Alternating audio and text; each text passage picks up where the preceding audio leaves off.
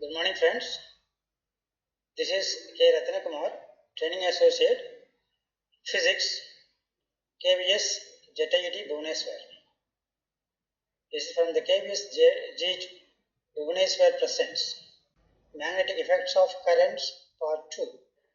The learning units, Ampere's law and its applications to infinitely long straight wire, straight and a toroidal solenoid, force on a moving charge in uniform magnetic and electric fields, cyclotron, force on a current carrying conductor in a uniform magnetic field, force between two parallel current carrying conductors, definition of ampere, torque experienced by a current loop in uniform magnetic field, moving coil galvanometer, its current sensitivity and conservation of into ammeter and voltmeter.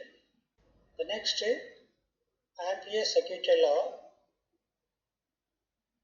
which is used to calculate magnetic field at a point whenever there is a symmetry in the problem. This is similar to Gauss' law in electrostatics.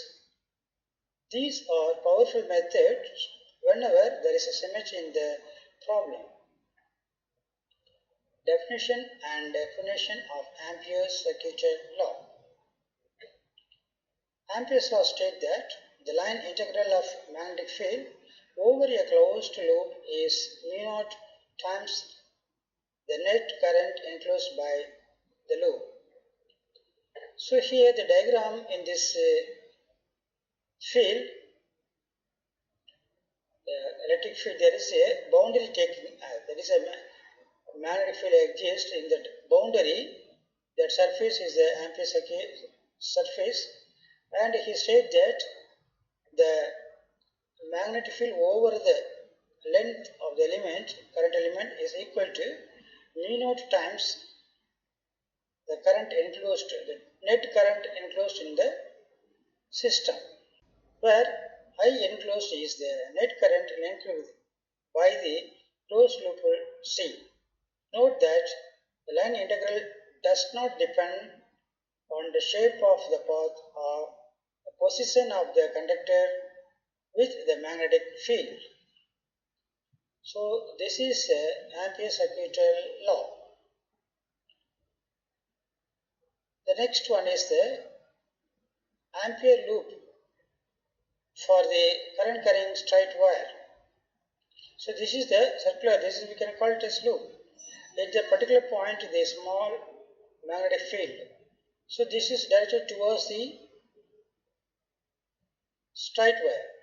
So O is the center of the point wire and R is the distance from the point of center to that magnetic field, and n cap is the unit vector.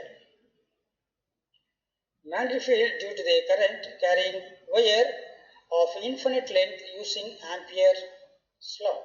Since the wire is geometrically cylindrical in shape and symmetrically is about the axis, we construct an Ampere's loop in the form of circular shapes at a distance r from the center of the conductor as shown in figure. From the Ampere's circuit law, we get the line integral of the closed loop of the magnetic field over the length is equal to mu0 I, where dl is the line element along the Amperian loop that is tangent to the circular loop. Hence, the angle between magnetic field vector and the line element is 0. Therefore, the line integral of closed loop of the magnetic field over the length is equal to mu0 I, where I is the current enclosed by the Ampere's loop. Due to the symmetry, the magnitude of the magnetic field is uniform over the Amperian loop. We can take magnetic field B out of the integration. So we can take out the magnetic field outside, and only the length, small element, will be integrated, then it will become bigger one, then mu0, that is called mu0 I. For a circular loop, the circumference of the is 2 pi r, which implies integration of 0 to 2 pi r length, total length. So into dl, which is mu naught I. So b will be constant here, b vector dot the total length will be 0 to 2 pi r. So the 0 cancelled, the 2 pi r is equal to mu naught I. Therefore, from this equation we can derive the magnetic field at a point P around this straight wire is equal to mu naught I by 2 pi r. In vector form, the magnetic field is B vector is equal to mu naught I by 2 pi r into n vector. Next, magnetic field due to a long straight current carrying solenoid. Consider a solenoid of length L having n turns. The diameter of the solenoid is assumed to be much smaller when compared to its length, and the coil is wound very closely. In order to calculate the magnetic field at any point inside the solenoid, we use Ampere's circuitry law. Consider a rectangular loop ABCD as shown in figure. Then from Ampere's circuitry law, so this is a diagram for the particular system, and this is a cylindrical mode in the wire. In that we have taken a portion, rectangular portion A, B, C, D. So in that we are going to derive what is the magnetic field over this side AB and BC and CD and DA. So let's see that the magnetic field over the length is equal to mu naught I enclosed, which is equal to mu naught times the total current enclosed by the Amperian loop. The left hand side of the equation is integration B into dl. The total enclosed circuit is equal to the integration of AB, B into dl, then next BC, magnetic field into dl, plus integration of C to D, B into dl, then D into A. So that is the total magnetic field over this circular loop. So that the integration through this B to A and B into dl will be in this A to B. So that will be x-axis, that is a cos theta will come. So integration of B, modulus of B vector and dl vector cos 90. This is 90 degree to the field. So the cos 90 is equal to 0. Then integration of B into dl, actually cos integral will become the minus sin theta. So minus sin 90 will become 0. So integration of D to A, B dl is equal to 0. Why? Because there is no charge enclosed at the point C.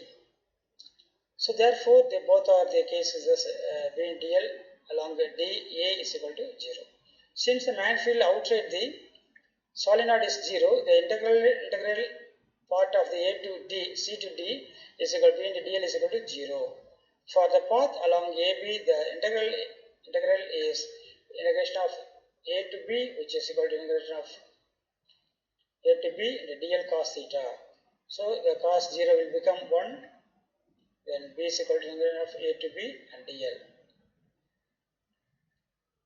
Then the dl total length will be taken in capital letters. B into dl is equal to B in capital, where let capital N I be the current passing through the solenoid in N terms.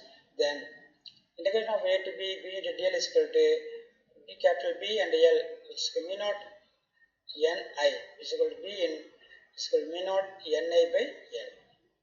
The number of turns per unit length is given by N by capital L is equal to N. Then the magnetic field is equal to mu naught N capital L capital I divided by capital L, which is equal to mu naught N I. So L will be cancelled here. So these are the diagrammatic representation for this solenoid. So I mean this like this man a spring, and if you are passing current through, the magnetic field will be exist as shown in diagram. So this is the closed one, this is the relaxedly drawn. So the magnetic field over that is as shown in figure. Next, toroid. Toroid is the one of the application of the Ampere's circuitry law. So this is just like a spring when you are making a round shape. This will become toroid. That current passing through the toroid. A solenoid is bent in such a way its ends are joined together to form a closed ring shape is called a toroid. The magnetic field has constant magnitude inside the toroid, whereas in the interior region, say at a point P, and exterior region, say at a point Q, the magnetic field is 0. In first case, we can see the open space interior to the solenoid, toroid. So this is the inside, this is outside. Let us calculate the magnetic field at point P, so center. We construct an Ampere's loop 1 of radius R1 and around of point P as shown in figure. Simply we take circular loop so that the length of the wire loop or the loop is its circumference. Therefore, capital L is equal to 2 pi R1, L1 first case. And next Ampere's circuit law for the loop will be the previous and what we have said, the same thing only. The integration over this enclosed surface B vector and dl vector is equal to mu naught I enclosed. So, magnetic field at the point P. Since the loop enclosed no current, then total current will be 0. Similarly, integration of B into dl is equal to 0. This is possible only if the magnetic field at a point P vanishes. That means the magnetic field at the point P is equal to 0. This is the diagrammatic representation for these cases A, B, C.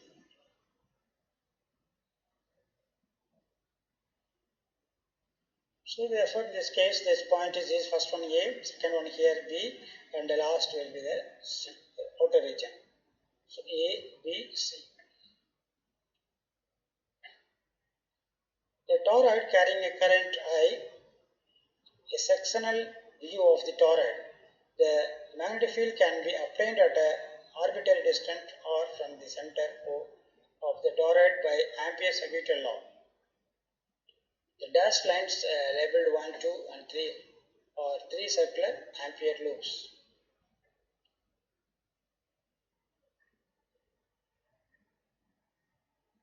So Ampere's circuit law is for the loop third one, open space exterior to the toroid, law B. Let us calculate the magnetic field B at a point Q. We construct an Ampere's loop, third one. This is third one.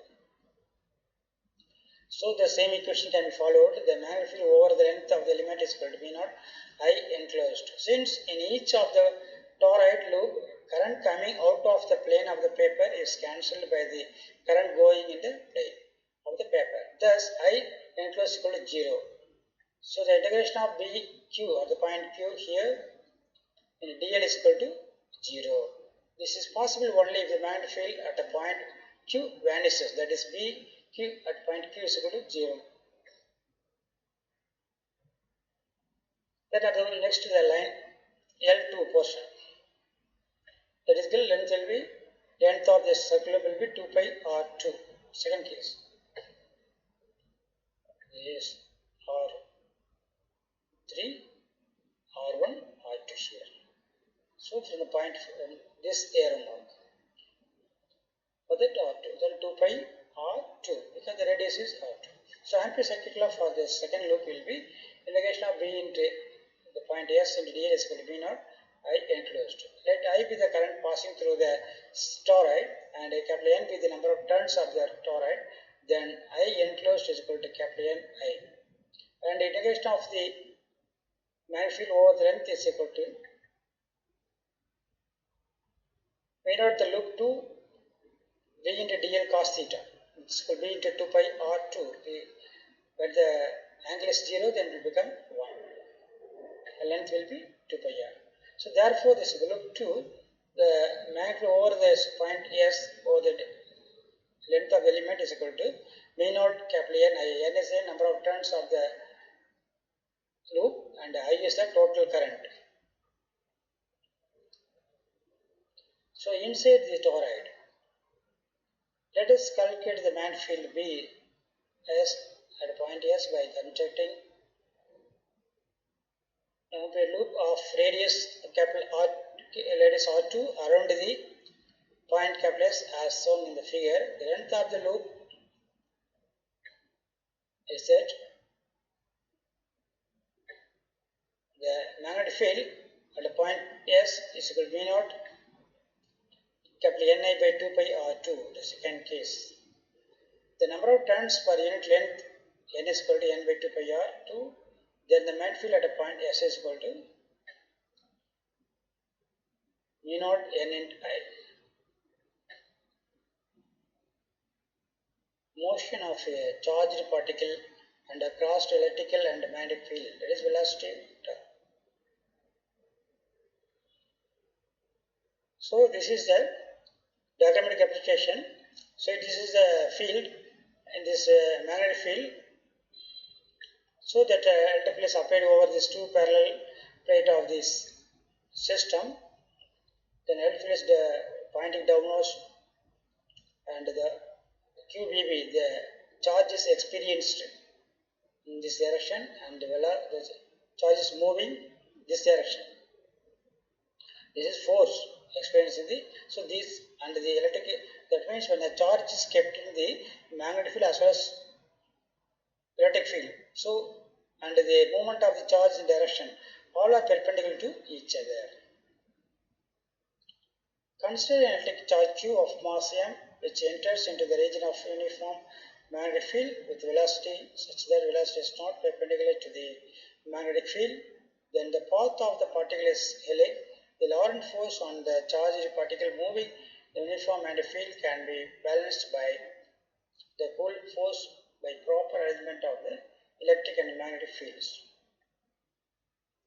For a positive charge, the electric force on the charge acts in the downward direction, whereas the Lorentz force acts upward. When these two forces balances one another, and then the electric force is equal to magnetic force. Then from that the velocity of the electron will be equal to E by B, where Q will be cancelled. So therefore the given equation V naught can be written as V naught is equal to capital E by capital B. The speed is independent of the mass and charge. This means for a given magnitude of the field and the magnetic field, electric field and the magnetic field, the forces act only for the particle moving with a particular speed. The next topic is that cyclotron. Here one photograph is given for you to observe the cyclotron invented by the Lord Livingston. So what is the purpose of the cyclotron? To increase the order of the strength of the positive charge for the particular task. It is enhanced so that a large amount of energy can be gained. For that only we are accelerating the positive charge in the cyclotron to do a nuclear process. Let's see that cyclotron, it is a device used to accelerate charged particles or ions to very high energies. Principle: charged particles can be accelerated to very high energy by making it to pass through a small region oscillating electric field again and again with the help of a strong perpendicular magnetic field. Working: due to electric field, particle enters in a disk where in a it moves along a circular path due to normal magnetic field. At the moment particle comes out of a D, polarities of the disc get reversed and the particle is further accelerated to enter the other disc and follow circular path of large radius at the higher speed.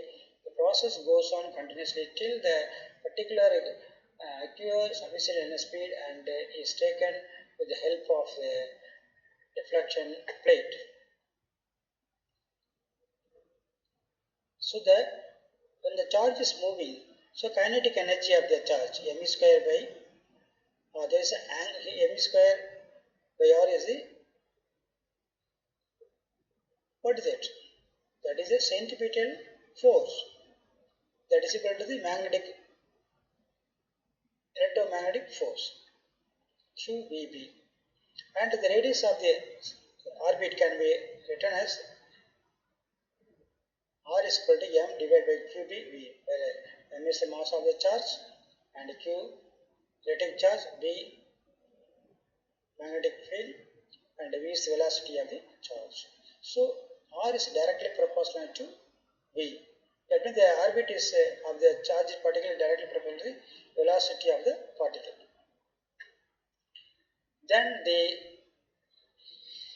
oscillation, that is the time period of the oscillation, can be written as this is QB by 2 pi m. That is the frequency. F symbol is used for the frequency of the system. So the time period is called reciprocal of the frequency. Therefore it comes T is equal to 2 pi m by QB. So uska ulta. So the kinetic energy of the charged particle is saved. K is equal to half m square. Substituting value for the V, then you will be getting Q square, B square, R square by 2m. So the V can be taken from here. Replace the equation, bring that equation. So limitation of cyclotron is that the speed of the ion is limited. Electron cannot be accelerated. Uncharged particle cannot be accelerated.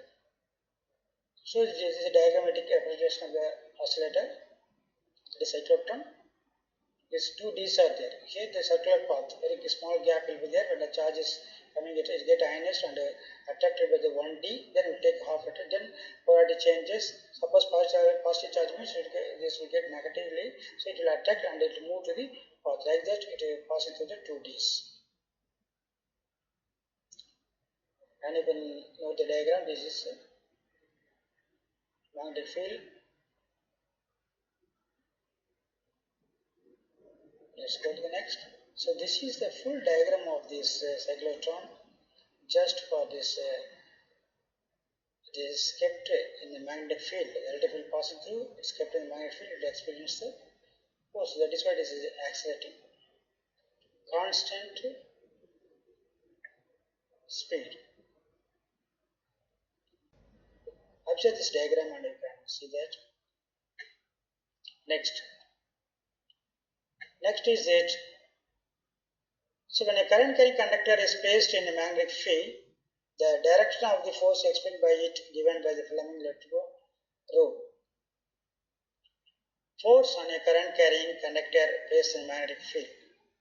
Then current is equal to, as just we have seen that from this diagram. Remember that in the electrostatics.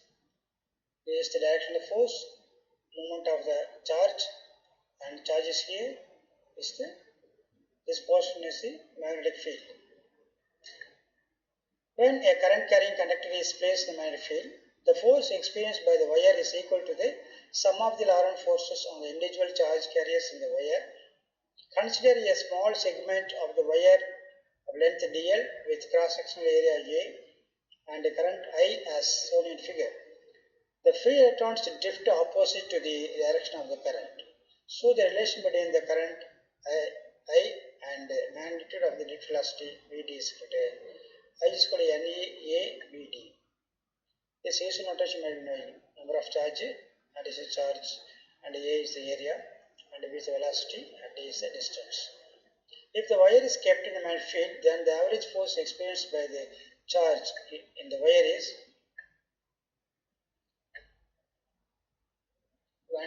N is the number of free electrons in the small element of volume V is equal to A into dl.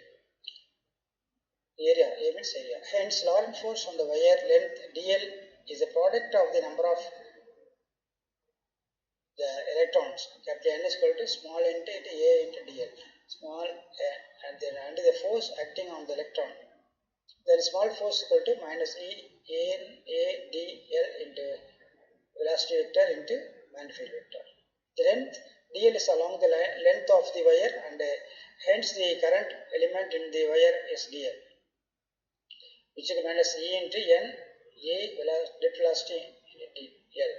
Therefore, the Lorentz force can be written as df is equal to I into dl cross B vector. So the force in a straight current carrying conductor wire of length L placed in a uniform magnetic field is equal to F vector is equal to capital I into L into B. In magnetic field, F is equal to B I L sin theta. The cross product will give you sin theta. Then if the conductor is placed along the direction of the magnetic field, the angle between them, hence the force experienced by the conductor is 0. If the conductor is placed perpendicular to the magnetic field, the angle between that is 90 degree. Hence the force experienced by the conductor is maximum, which is F is equal to B I L. Let's see that one activity what we have seen.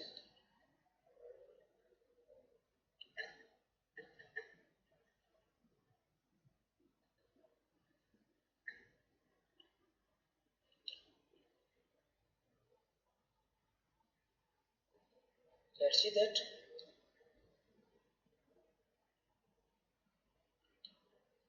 Here we are going to see about the force between two long parallel current carrying conductors.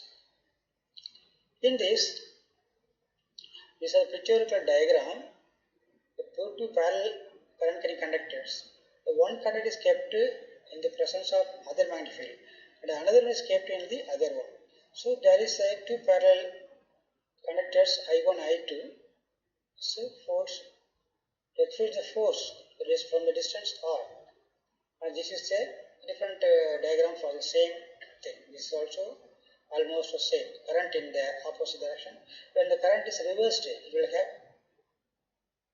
rippling. See this one, the current in this direction, opposite direction. When the current passing in the opposite directions will have this repulsion. But when they are in the same direction, current here, they are attracting. So that the magnetic field of the first conductor due to the second one, B1 is equal to V naught I1 by 2 pi r minus I vector is equal to V naught I1 I vector. The capital I is a current, small I is a vector, unit vector, 2 pi r. Hence the magnetic force at the element is equal to F is equal to, we know that F is equal to IDL. So IDL small length is taken, which is equal to I dl V naught I2 by 2 pi r into cross K cross I, that is equal to J will come. So V naught I1 I2 dl by 2 pi r into J vector. This is the force experienced by the first conductor to the due to the second one. Then two long straight parallel conductors carrying current separated by distance or kept in an air shown in figure, that I1 and I2 by the electric currents passing through the conductor A and B to the same direction. That is the x direction respectively. Then magnetic field at a distance R due to the current I1 and conductor A is from the thumb rule. The direction of the magnetic field is perpendicular to the plane of the paper and inward arrow in the page, that is inward. Let us consider a small element of length dl in the conductor, the B at a magnetic field at which the magnetic field is present. From the Lorentz equation,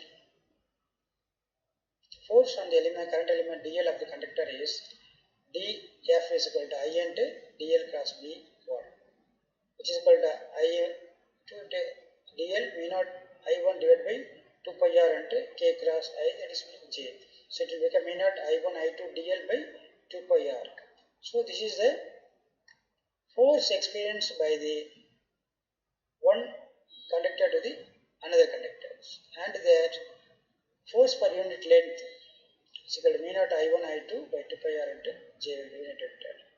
So this is the force per unit length of the conductor B due to the wire conductor A. Then similarly for the second one, it will be similarly the same thing will come V naught I1 I2 by 2 pi r into I vector. So that will become J. So this is the final equation, that the force per unit length will be changing and it will be mu naught I1 I2 dl by 2 pi r. So the force per unit length of the conductor A due to the conductor B is given by F by L is equal to mu naught I1 I2 by 2 pi r into J vector. The definition of the ampere is that 1 ampere is defined as the current when it is passed through each of the two infinitely long parallel straight conductors kept at a distance of 1 meter apart in a vacuum cause each conductor to the expense of the force 2 into 10 minus 11 Newton per meter length of the conductor. So this gives the definition of the ampere, that is the unit of the current. Next, a torque on a rectangular current loop in a uniform magnetic field. Normally, this is the current carrying conductor. Normally, when a current carrying conductor is kept in the magnetic field, it will take a rotation. So when the force acting on both the arms opposite, the forces will cancel each other. That is, net force will become 0 and you will get a coupling effect. Turning will take place. That is called a second. Unit vector makes an angle with the field. So you take a rotation. So that is called a torque. The field exerts no force on the two arms AD and BC. See the diagram? Here. AD and BC. It is perpendicular to the arms AB of the loop and exert a force F1 on it which is directed into the plane of the loop. Its magnitude is F1 is equal to IBL. B is the breadth and L is the current I. B is the magnetic field. Similarly, it exerts a force F2 on the arm CD and F2 is directed out of the plane of the paper. So F2 will become IB capital B is equal to F1.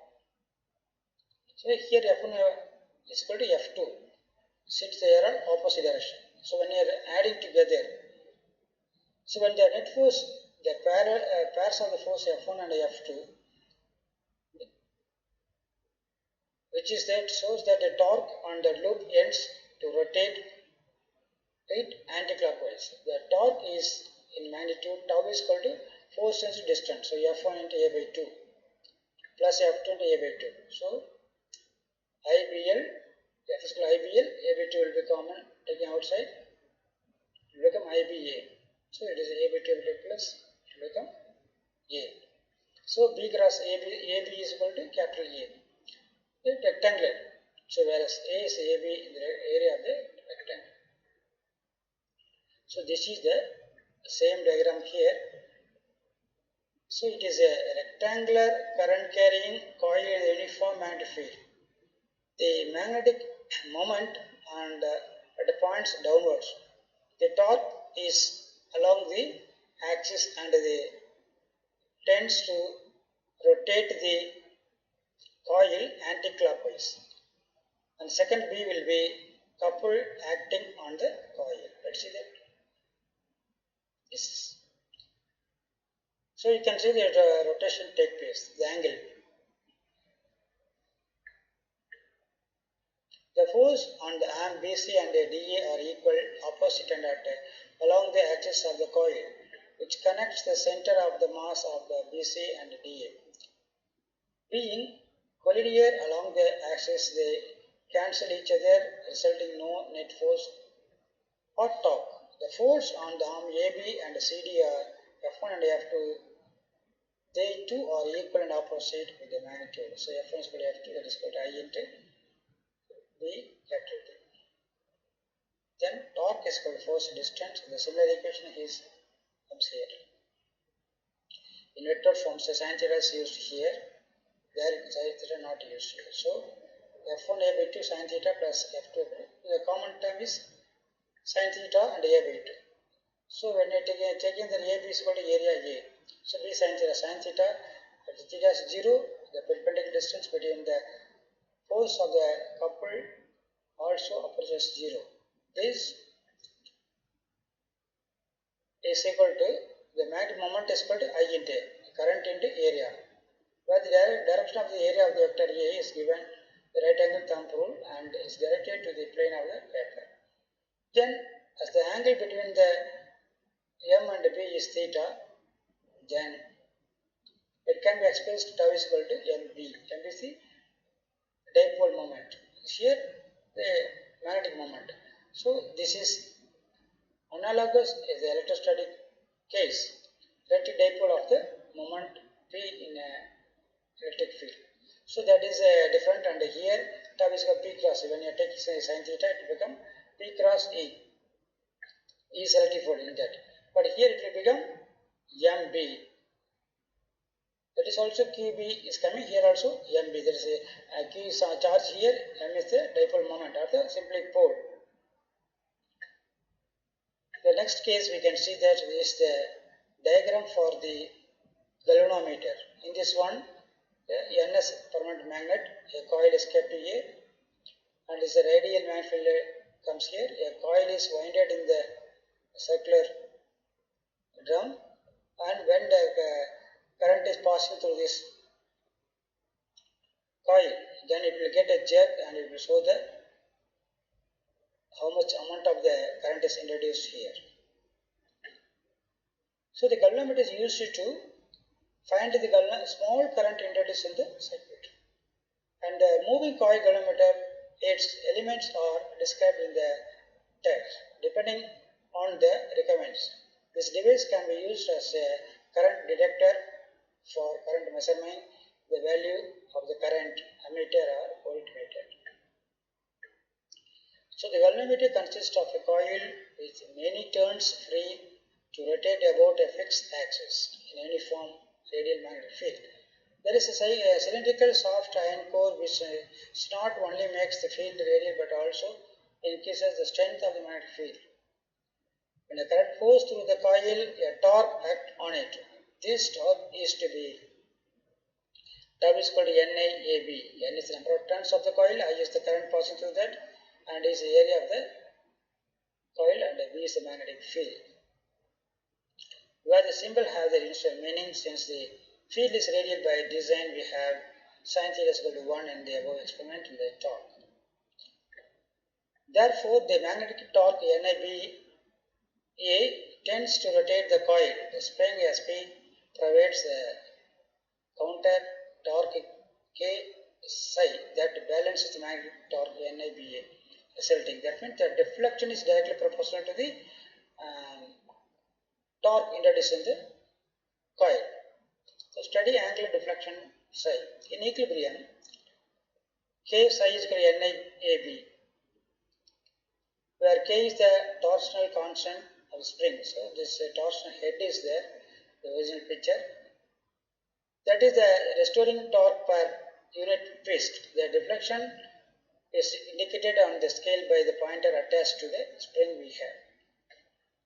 The quantity in the brackets is a constant for a given galvanometer. That is equal to phi is equal to NAB by KI. By this term is called the galvanometer constant. Then, so this is the extended view of the moving coil galvanometer. This is set up here. Just you can observe moving coil, field core, permanent magnet is kept here. To view that lamp is here, when the light comes here, it will get jerk, then light will be, the mirror will move. The pointer and the reflected in the will be moving. This is scale. So this is the rectangular coil, force downward, magnetic field this direction, force upward, magnetic field in this direction. I is the current flowing through the coil. So force acting on the current carrying coil is mentioned in the diagram. For single turns, the deflection coupled as shown in the figure, tau is equal to B, there is B, capital B, small b, int, L is equal to IB area, so ABI. Since the area of the coil capital A is equal to I, L into B, for coil of n turns we get tau is equal to NABI, where K is the restoring coupled per twist torsional constant of the spring. At equilibrium, the deflection couple is equal to the restoring couple. Therefore, by comparing the equations, this is the deflecting couple. We have both opposite forces cancel each other, then start to rotate. Due to this deflection torque, the coil gets twisted and the restoring torque, also known as the restoring couple, is developed. Hence, the magnitude of restoring couple is proportional to the amount of twist. Therefore, torque is equal to deflection simply. That is, the deflection takes place in the coil. So when it gets the reading is here, and mirror is focused.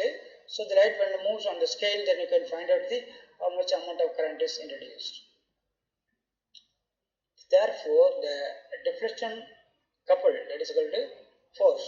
So if a current is equal to I K by NBA into theta, or which is directly proportional to G into theta. So where G is equal to K by NAB is called galvanometer constant or current reduction factor on the galvanometer. Next is sensitivity of the galvanometer. So the sensitivity of galvanometer is nothing but the reciprocal of the deflection. The galvanometer is said to be sensitive if it shows large scale deflection even though small current is passed through it, or a small voltage is applied across it. Current sensitivity is defined as the deflection produced per unit current flowing through it. So IS and then the deflection by I current, NAB by K is equal to I current is equal to 1 by G, where G is a galvanometer constant. The current sensitivity of the galvanometer can be increased by increasing the number of turns, the manifold induction, and the area of the cross section. Then by decreasing the couple per twist of the suspension wire K, phosphor bronze is used to the suspension wire because the couple per twist is very small. Next, voltage sensitivity is defined as the deflection produced per unit voltage across it. So that in case of this sensitivity, voltage sensitivity is equal to theta by V. Current sensitivity means theta by current, deflection by current. Here voltage means deflection by current. That only you have to remember. So that the sensitivity of the galvanometer can be written as theta by I RG. Here voltage means current into resistance will come. So this way, according to Ohm's law. So NVA by K RG. That is RG means galvanometer resistance, which is equal to VS equal to 1 by capital G RG capital RG, and IS equal to IS by RG, where RG is the resistance of the galvanometer. So this is like this. So here this is the diagram for the conversion of the galvanometer into ammeter. For this one, the galvanometer will be connected a parallel, that is S means shunt resistance. When the current comes here, it will go to IG galvanometer and the remaining amount I minus IG. Here I goes in this CDV section, that shunt resistance is there, so parallelly connected. So it will same current will come I minus IG, then it will come here to go that way, and IG will be going faster this way. So the ammeter, this is connected in parallel to the galvanometer. Conversion of galvanometer into ammeter. A galvanometer is very sensitive instrument to detect the current. It can be easily converted into ammeter and voltmeter. Galvanometer into an ammeter. Ammeter is an instrument used to measure a current flowing in the electrical circuit. The ammeter must often low resistance such that it will not change current passing through it. So ammeter connected in a series to measure the circuit. The galvanometer is converted into an ammeter by connecting a low resistance parallel with the galvanometer. This low resistance is called the shunt resistance, capital S. The scale is now calibrated in ammeter, and the range of the ammeter depends on the value of the shunt resistance. So this is in the case of the series current. That is a ammeter. Next case, the voltage in the galvanometer is equal to voltage in the shunt resistor. So IG RG is equal to I minus IG across this one, the resistor. Current in resistor is nothing but voltage only. That is why it is taken. So the shunt resistance is equal to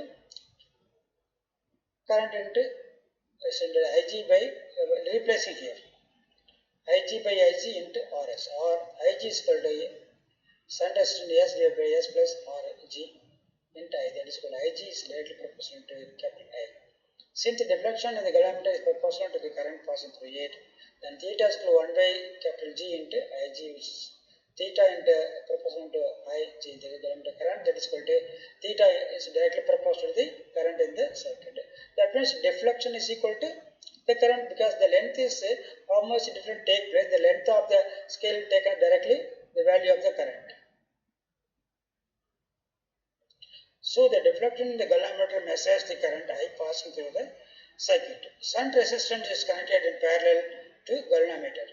Therefore, resistance of the ammeter can be determined by computing effective resistance, which is 1 by R G is equal to 1 by R small g plus 1 by S is equal to R effective is equal to total resistance RG S divided by RG plus S is equal to R. Since the shunt resistance is very low resistance and the ratio S by R is also small, then the percentage error is measuring the current through the ammeter is equal to del I by del I is equal to 100%. The current and this ideal minus the actual divided by actual 100%. Key point: an ammeter is a low resistance instrument. It is always connected in a series to the circuit. An ideal meter has no zero resistance. In order to increase the range of an ammeter n times the value of shunt resistance to be connected in parallel, capital S is equal to capital G divided by small n minus 1. Next, galvanometer converted into voltmeter. That means the galvanometer is connected which is resistor in the series. That is a high resistance. Shunt resistance connected in series. Galvanometer into voltmeter is an instrument used to measure the potential difference across any 2 points in the electrical circuits. It should not draw any current from the circuit, otherwise the value of the potential difference to be measured will change. So voltage must have the resistance, and when it is connected in parallel, it will not draw appreciable current, so that it will indicate the two potential difference. So the galvanometer is converted into a voltmeter by connecting high resistance RH in series with a galvanometer as shown in the diagram. So the total current I is equal to Ig, that is equal to I is equal to potential difference by the total resistance. Here the current almost passing through, the same current passing through the galvanometer. So the resistance of voltmeter is equal to capital R is equal to Rg plus Re. That is series means the resistance will be added. So Ig, the current will be capital V by Rg plus Rh, and Rh is equal to V by Rg into Rs, and resistance. Note that Ig is directly proportional to V. The deflection in the galvanometer is directly proportional to the current, but the current is proportional to the potential difference. Since the resistance of the voltmeter is very large, the voltage connected in an electrical circuit will draw a least current in the circuit. An ideal voltmeter is one which has infinite resistance. Key points: voltmeter is a high resistance instrument and is always connected in parallel with the circuit element. Across the potential difference is to be calculated. The ideal voltmeter has infinite resistance. In order to increase the range of the voltmeter n times the value of the resistance to be connected in series with the galvanometer is capital R is equal to n minus 1 into capital G. For reference notes, we can go through this website address, and you can see the notes for these topics. And the summary, and this has come to the end. We can see the summary. What we have seen that magnetic effects of current and magnetism, moving charges and magnetism, concept of magnetic field, posted experiment, Bayes-Sauer's law, its application to the current carrying loops, and this is for the part 1 and part 2. So Ampere's circuit law and its application, force on a moving charge in a uniform magnetic field and electric fields, Cyclotron, force on a current carrying conductor in a uniform magnetic field, force between the two parallel current carrying conductors, definition of ampere torque experienced by a current loop in a magnetic field, and moving coil galvanometer and its current sensitivity, and conversion of ammeter and voltmeter. I hope that you might have understood the small concept of this topic, and thank you very much for watching this video. I hope that it will be helpful for you and keeping this in mind for this